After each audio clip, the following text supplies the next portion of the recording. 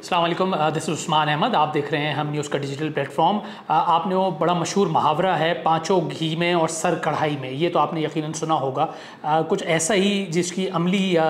तस्वीर एक शक्ल दिख रही है, वो मियाँ नवाज़ शरीफ साहब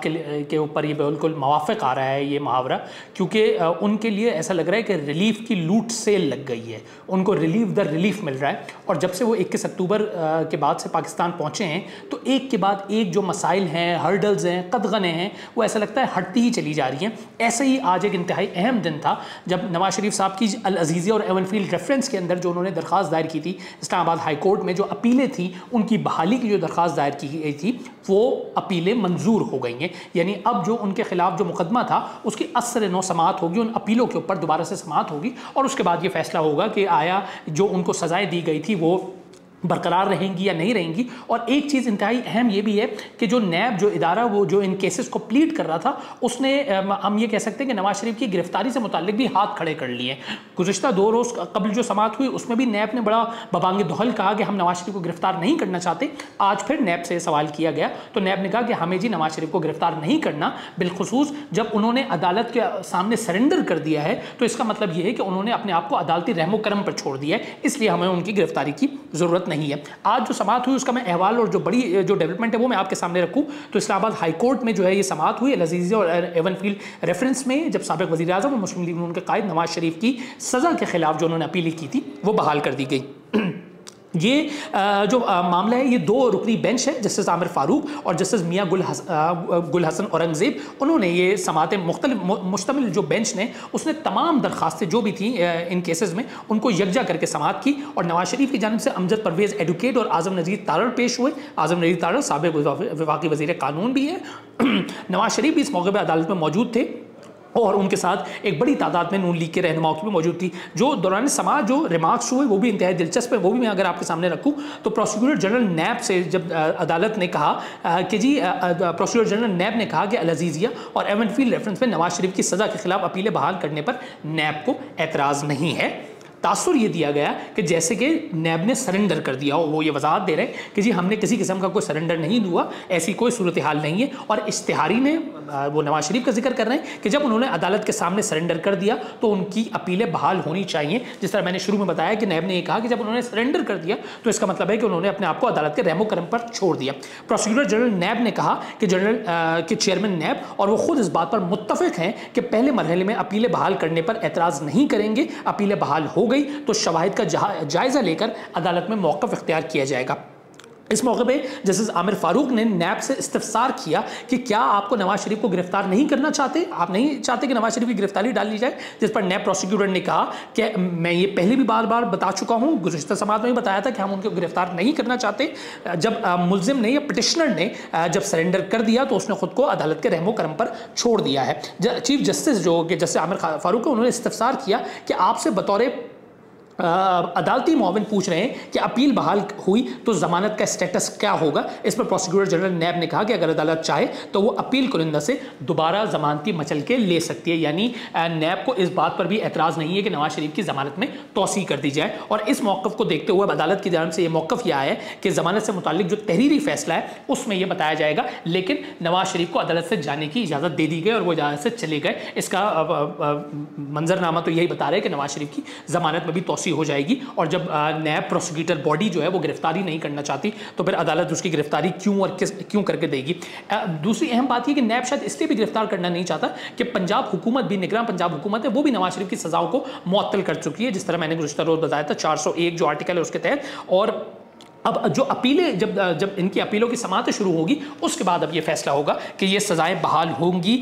या नहीं होंगी और वो जेल जाएंगे या नहीं जाएंगे। लेकिन फ़िलहाल ऐसा लग रहा है ये सब कुछ जो हो रहा है वो एक ऐसा मंजर कशी पेश कर रहा है कि जैसे नवाज़ शरीफ साहब जो हैं वो वज़ीर आज़म के उम्मीदवार हैं और वो वज़ीर आज़म बनने के लिए उनका सियासत में प्लस दर प्लस हुआ चला जा रहा है। और जो उनके जो हरीफ हैं साबिक़ वज़ीर आज़म तहरीक इंसाफ के चेयरमैन इमरान खान, वो माइनस दर مائنس ہوتے چلے جا رہے ہیں. نواز شریف کی اگر اسپیسیفکلی میں بات کروں تو یہ جو حالیہ دنوں میں ہونے والے واقعات ہیں وہ اس مفروضے کو مزید تقویت دے رہے ہیں اور بڑی مضبوط کر رہے ہیں. جیسے کہ نواز شریف صاحب جب لندن سے آ رہے تھے تو ان کو وہاں کے جو سفیر ہیں پاکستان کے انہوں نے گڈ ٹو سی یو کہا, یا انہوں نے ان کو کہا کہ جی گڈ بائے, اور یعنی ان کو جانے کے لیے پروٹوکول دیا. پھر جب وہ اسلام آباد پہنچے تو ان کو اسٹیٹ گیسٹ ہاؤس اور لاؤنج میں پروٹوکول دیا گیا. پھر جب ان کو عدالت میں سرنڈر کرنے کے لیے جو ایک پروسیجر ہوتا ہے کہ آپ کو اپنا بایو میٹرک کرنا ہوتا ہے, وہ بایو میٹرک لینے کے لیے پورا کا پورا عملہ اسلام آباد ایئرپورٹ پہ موجود تھا نواز شریف صاحب کے لیے. پھر جب وہ لاہور میں لینڈ کیے بذریعہ ہیلی کاپٹر, جب وہ آئے تو ان کو جو وہاں کی جو ضلعی انتظامیہ تھی اور پولیس کی مشینری تھی وہ ان کے استقبال کے لیے موجود تھی, اور باقاعدہ سلوٹ بھی کیا گیا, پروٹوکول بھی دیا گیا. یہ تمام وہ مناظر ہیں جس کو دیکھتے ہوئے جو گزشتہ کئی دنوں سے بات ہو رہی ہے کہ لیول پلینگ فیلڈ کی بار بار بات کی جا رہی ہے. اس متعلق نگراں وزیر اعظم انوار اللہ کاکڑ سے جب سوال ہوا تو وہ بجائے کہ ایک بہتر جواب دیتے وہ برہم ہو گئے, اور انہوں نے تسلی بخش جواب نہ دیا, اور وہ جارحانہ انہوں نے موقف اختیار کیا. پھر جس طرح میں نے بتایا کہ تمام جو رہی صحیح کسر ہے وہ نیب نکال چکا ہے پہلے سے کہ جی وہ اس معاملے میں اس طرح شاید پلیڈ نہیں کر رہا, جو کہ ظاہر ہے باقی لوگ جو ان کے نواز شریف صاحب کی پارٹی کے جو مخالفین ہیں وہ یہ ظاہر کہیں گے کہ نیب جو ہے وہ نواز شریف کے معاملے میں اب بالکل ٹوتھ لیس باڈی کے طور پہ کردار ادا کر رہا ہے. یہ تمام معاملات کو دیکھتے ہوئے ہم اس لیے بھی یہ باتیں زیادہ طریقے سے بار بار کی جا رہی ہیں کیونکہ لیول پلینگ فیلڈ کا گلا اب اکراس دا بورڈ ہو رہا ہے. ہر سیاسی جماعت اس بار پہ بات کر رہی ہے. پیپلز پارٹی بارہا یہ بات کر رہی ہے, اور اب پی ٹی آئی تو کر ہی رہی ہے, لیکن اب پیپلز پارٹی کے موقف میں جو ہے وہ مضبوطی آتی چلی جا رہی ہے. اس دوران جو نواز شریف صاحب ہیں انہوں نے بظاہر اپنی الیکشن مہم کی تیاری کا اندیا دے دیا ہے, اور وہ اپنے آپ کو پوری طور پہ پوری طاقت کے ساتھ سیاست میں انٹر کرنے جا رہے ہیں. اس متعلق ایک پورے ان کی مصروفیات کا ایک پلان یا اسکیجول سامنے آیا ہے جس کے مطابق یہ بتایا جا رہا ہے کہ انتخابی مہم کے لاہے عمل کو ترتیب دینے کی ہدایت دے دی گئی ہے نواز شریف صاحب نے اپنی پارٹی کو, اور انہوں نے کہا ہے کہ انتخابی مہم کے تحت نواز شریف ملک بھر میں, یعنی وہ کہتے ہیں کہ وہ ملک بھر میں عوام کو متحرک کرنے کے لیے جلسے اور کنونشنز کریں گے, اور پہلا جلسہ کے بارے میں امکان یہ ظاہر کیا جا رہا ہے کہ وہ غالباً قصور میں کریں گے, جبکہ خیبر پختونخوا میں انہوں نے اپنے صوبائی تنظیم کی جانب سے ان کو کہا گیا ہے کہ آپ مانسہرہ میں جلسے سے خطاب کریں. اسی طرح وہ سندھ اور بلوچستان میں بھی اپنی سیاسی جو ہے وہ طاقت آزمائیں گے, جبکہ شہباز شریف, مریم نواز اور حمزہ شہباز وہ الگ الگ علاقوں میں جلسے کریں گے. یہ پورا کا پورا نیون لیگ کا ایک منصوبہ تیار ہو رہا ہے. گزشتہ روز ایک ڈیولپمنٹ ہوئی جب ہم نے دیکھا کہ صدر عارف الوی نے حامد میر صاحب کو کیپٹل ٹاک میں انٹرویو دیا. اہم انٹرویو تھا, اور کچھ باتیں انہوں نے انتہائی اہم کی جو کہ ایک تشویشناک بھی ہیں, کیونکہ وہ یہ دیکھ رہے ہیں کہ الیکشن جنوری میں ہوتے ہوئے وہ نہیں دیکھ رہے. یہ انتہائی ایک سنگین معاملہ ہے, بالخصوص جب عارف الوی صاحب بارہا الیکشن کمیشن کو یہ خط لکھ چکے ہیں, بلکہ انہوں نے کہا تھا کہ 6 نومبر کو الیکشن کرایا جائے, جو کہ اب نومبر تو اب بالکل چند دنوں کی دوری پر ہے 6 نومبر, لیکن یہ بات یقینی ہے کہ الیکشنز نہیں ہوں گے.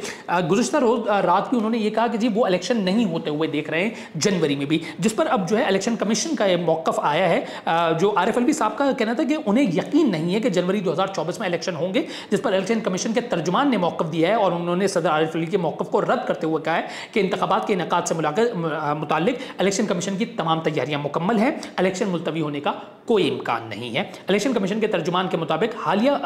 حلقہ بندیوں کا پہلا مرحلہ مکمل ہو چکا ہے. حلقہ بندیوں پر اعتراض دائر کرنے کا دوسرا مرحلہ کل مکمل ہو جائے گا. 30 اور 21 اکتوبر سے اعتراضات پر سماعت, اور 30 نومبر کو حلقہ بندیوں کی حتمی فہرست شائع کر دی جائے گی. حلقہ بندیوں کے اشاعت کے بعد الیکشن شیڈول کا اعلان کر دیا جائے گا. لیکن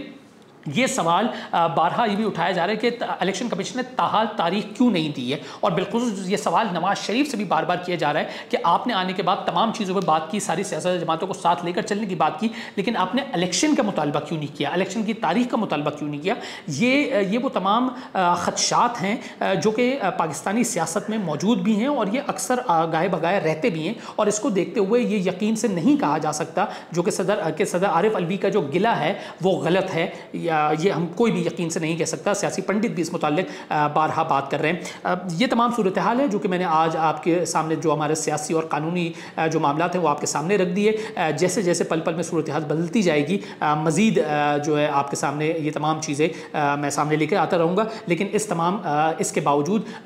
جو بڑا مسئلہ جو ہمارے